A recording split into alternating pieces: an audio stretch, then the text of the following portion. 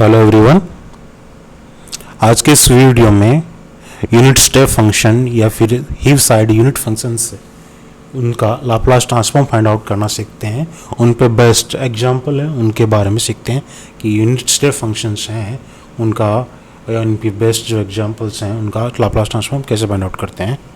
तो unit step function define कैसे होता है, उसको यू ऑफ एक्स माइनस ए से डिनोट करते हैं, या यू ऑफ एक्स माइनस 1 हो सकता है, यू ऑफ एक्स माइनस 2 हो सकता है। तो ये ए यहाँ पर कांस्टेंट है, ए पॉजिटिव नेगेटिव कांस्टेंट दोनों हो सकता है, ठीक है। तो इसकी डेफिनेशन वो क्या होगी, यदि ए लेस देन एक्स से लेस देन ए रहेगा, यदि ए से छोटा है कितना भी हो, चाहे नेगेटिव हो पॉजिटिव हो, तो उसके टाइम इस फंक्शन की जो वैल्यू वो क्या रहेगी, 0 रहेगी। यदि एक्स ए से बड़ा और बराबर हो उस टाइम इस फंक्शन की जो वैल्यू वो क्या रहेगी, 1 रहेगी। मतलब ए से छोटी वैल्यू जो है उनके लिए वो 0 रहेगा और जस्ट ए के बाद वैल्यू वो 1 हो जाएगी। मतलब एक स्टेप बनेगा इस टाइप से, जो मैंने यहाँ डायग्राम बनाया है एक स्टेप बनता है इस टाइप से, ठीक है। ये एक स्टेप हो गया इस टाइप से, इसको अपन यूनिट स्टेप फंक्शन बोलते हैं। अब इसका लाप्लास ट्रांसफॉर्म फाइंड आउट करना सीखते हैं कि कैसे फाइंड आउट करते हैं। अपन डेफिनेशन एनालाइज करते हैं। लाप्लास ट्रांसफॉर्म की डेफिनेशन क्या है, सिंपल डेफिनेशन है, वो ये अप्लाई हो गई, ठीक है। अब जो फंक्शन है वो फंक्शन 2 इंटरवल में डिवाइड है। X is less than a के लिए इसकी वैल्यू 0 होती है, x is greater than equal to की वैल्यू 1 होती है। तो इसको 2 पार्ट में तोड़ लिया अपन ने, 0 से ए और ए से ए इन्फाइनाइट।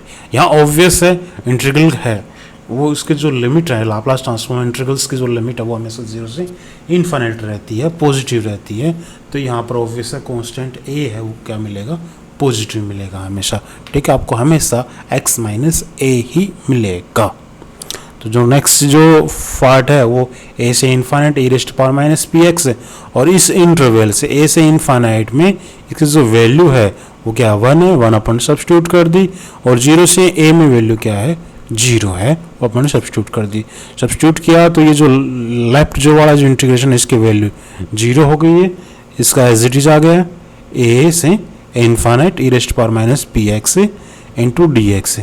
अब इसका इंटीग्रेशन करते हैं, इंटीग्रेशन किया है तो इंटीग्रेशन क्या होगा, e raised power minus P x upon minus P, और लिमिट क्या हो जाएगी, लोअर लिमिट a हो जाएगी, अपर लिमिट प्लस इन्फाइनाइट हो जाएगी, ठीक है। वैल्यू सब्स्टिट्यूट करते हैं, e raised power minus P into infinite upon P plus E raised power minus P. यहाँ पर ये मैंने रख दिया है इन्फाइनाइट, एक्चुअली में ये इन्फाइनाइट वैल्यू रखते नहीं है, ये लिमिट होता है। यहाँ पर लिमिट लगाते हैं, limit x tends to infinite लगाते हैं, ठीक है। मैंने डायरेक्ट लिखा है, यहाँ पर रिजल्ट सेम आता है इसलिए होता है, अदरवाइज ये, ठीक है। तो p की वैल्यू ग्रेटर देन रहेगी, यदि p की वैल्यू पॉजिटिव है तो उस टाइम इसकी वैल्यू क्या रहेगी, उस टाइम इसकी वैल्यू 0 हो जाएगी, कंप्लीट। जो आंसर आएगा वो ये वाला आएगा, ठीक है। तो रिजल्ट क्या मिल गया अपने को, 1 upon P into E raised power minus P upon A. Clear? कहने का मतलब क्या है, यदि कहीं पर यूनिट स्टेप फंक्शन है u x माइनस ए दे रखा है तो उस टाइम उसका Laplace transform E raised power minus P A upon P होगा। क्लियर? ये जो प्रॉपर्टी है ये अपने आगे यूज भी लेंगे एग्जांपल्स में डायरेक्टली। अब इसके एग्जांपल देखते हैं कि कैसे होता है। यह एग्जांपल है, find the Laplace transform of x minus 1 का whole square into u x minus 1 where u x minus 1 is a Heaviside function. ये मतलब स्टेप फंक्शन है, यूनिट स्टेप फंक्शन है। मतलब u x माइनस 1 की जो value है x is greater then 1 के लिए 1 रहेगी, x इज लेस देन के लिए x इज लेस देन 1 के लिए 0 रहेगी, ठीक है। डेफिनेशन अप्लाई करते हैं।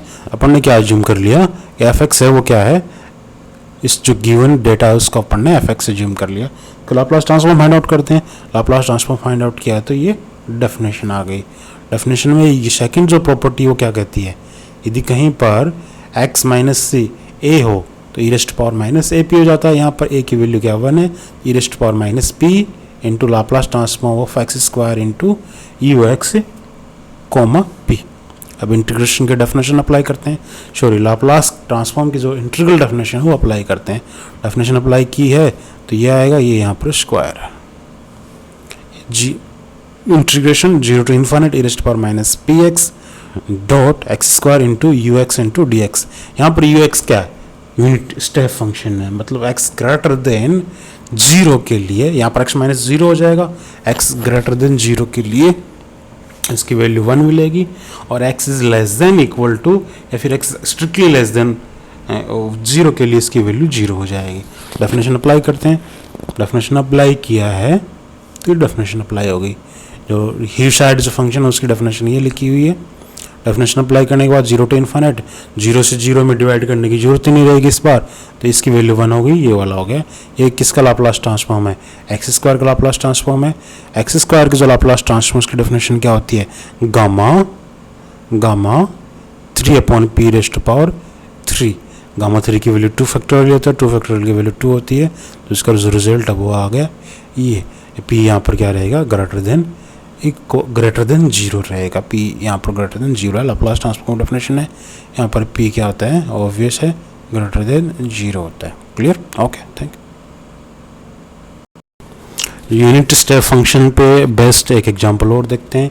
Evaluate Laplace transform x square into U x minus 3 p semicolon p, और यू एक्स माइनस 3 है वो यूनिट स्टेप फंक्शन है, मतलब x इज ग्रेटर देन 3 के लिए इसकी वैल्यू क्या रहेगी, 1 रहेगी।